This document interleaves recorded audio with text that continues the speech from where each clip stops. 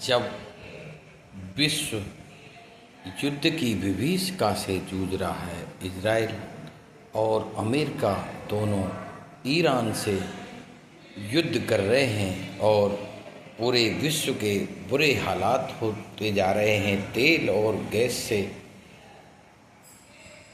क्या बताएं, भारत भी तंगी से जूझने लगा है। ऐसी हालात में भारत के एक सामाजिक संरचना पर भी एक बहुत बड़ी वज्रपात चल रहा है। काफ़ी दिनों से मैं देख रहा हूँ। थोड़े दिन पहले नागौर के विधायक श्री मुकेश भाकर का और जज जो मीणा समाज से आती थी, उनकी लव मैरिज पारंपरिक तरीके से बहुत ही सामाजिक लोगों की उपस्थिति में उनका विवाह हुआ। तो कई लोगों ने, जो लोग जाटों के नेता हैं, उनको कई बुरी तरह, कोई किसी ने अपने अपने कटाक्ष किए, लेकिन उन्होंने ये ध्यान नहीं रखा, जब भारत की आज़ादी मिली थी तब से ही ये अंतर जातीय विवाहों का सिलसिला चल पड़ा है। और उस ज़माने में भी जो हमारे कट्टर जाट नेता और सबसे बड़े जो प्रधानमंत्री के पद को सुशोभित करने वाले भारत रत्न श्री चौधरी चरण सिंह जी, उनकी पुत्रियों ने भी अंतर्जातीय विवाह किया। अभी एक स्वनाम धन्य और प्रभावशाली नेता ने एक दूसरे सामाजिक नेता के ऊपर उनके बच्चों के अंतर्राष्ट्रीय अंतर्राज्यीय अंतर्जातीय विवाह करने पर कटाक्ष किया। ये बात बिल्कुल सही है, लेकिन आज एक ऐसे लोगों से, जिन पढ़े लिखे लोग हैं, जो दूसरे लोगों को, अब उसी समाज के लोग आरक्षण से ने इसको बहुत ही विसंगति की स्थिति में पहुंचा दिया है।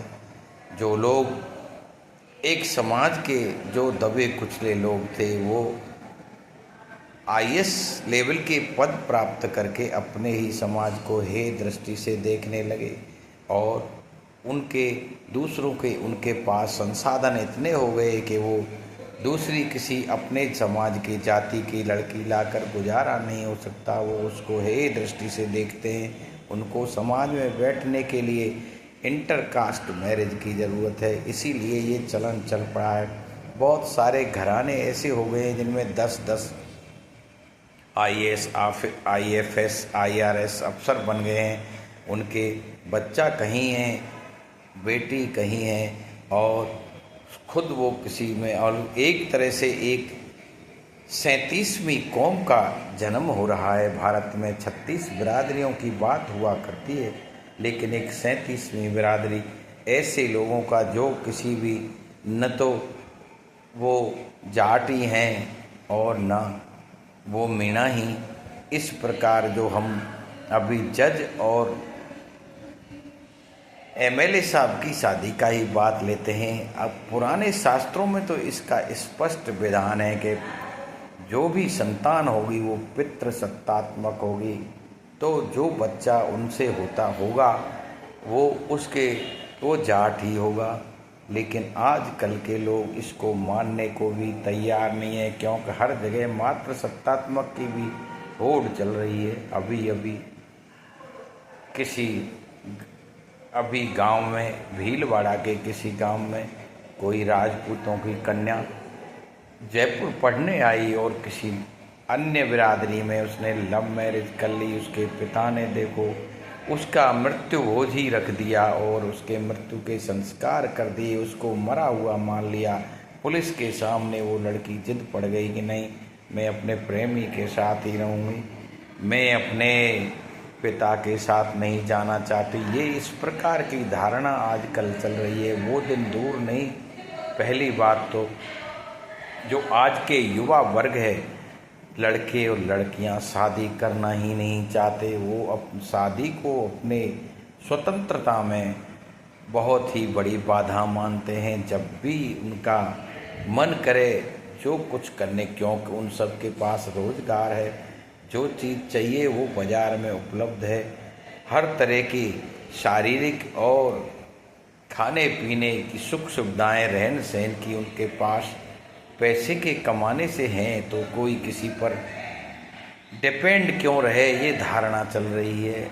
इसीलिए जिन लोगों ने दूसरे एक जो यहाँ पर नेता हैं, जो जाट समाज के स्वयंभू अध्यक्ष हैं राजा राम मील, ने ये बात कही कि उन्होंने बच्चों ने पढ़ लिख कर अपने हिसाब से लड़की ढूंढ लिए, तो संतान की ये बातें बहुत पहले कर दी।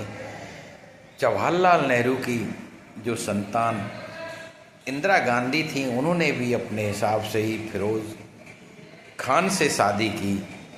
ये परंपराएं चल गई। सरोजनी नायडू, अलग अलग जो पूर्व में ही स्वतंत्रता के बाद ये ऐसा होने लगा, लेकिन गांवों में ये चलन अब चला है। ये कालांतर में और ही आगे बढ़ने वाला है। 36 बिरादरियों से अलग एक 37वीं बिरादरी पैदा होगी, जिससे वो 37वीं बिरादरी और समाज में अपने आने वाली संतानें इसी बिरादरी की, न कोई किसी जाति से होगा, सब एक ही जाति होगी। स्वतंत्र भारत में जातिगत व्यवस्था को ये निश्चित ही तोड़ डालेंगे, ऐसा मेरा मत है। सभी नेताओं को जो दूरगामी सोच होनी चाहिए उसके अनुसार आर्थिक विषमता के कारण भी ये सुख सुविधाओं से युक्त जीवन पाने की लालसा हमेशा से महिलाओं की रही है। अच्छे उसमें कहीं जाति नहीं देखी जाती। वसुंधरा तो कहती हैं 2 ही प्रकार की जाति हैं, नर और नारी, पुरुष और महिला। बस इसी के आधार पर अब ये समाज बिल्कुल उच्चृंखल होता जा रहा है, स्वतंत्र होता जा रहा है। इसीलिए 37वीं जाति का निर्माण हो रहा है। इससे भविष्य में भारत में जाति प्रथा कमज़ोर होगी और लोग अपनी पढ़ाई लिखाई पर ध्यान देंगे और इन चक्रव्यूह से अलग घटेंगे। सब कुछ स्वतंत्र रूप से करने को, जो भी स्वतंत्रता का मतलब जब मन करे, जब शादी करेंगे, मन करे जब लिव इन में रहेंगे, कई तरह की वो चुनौती देता हुआ ये समाज।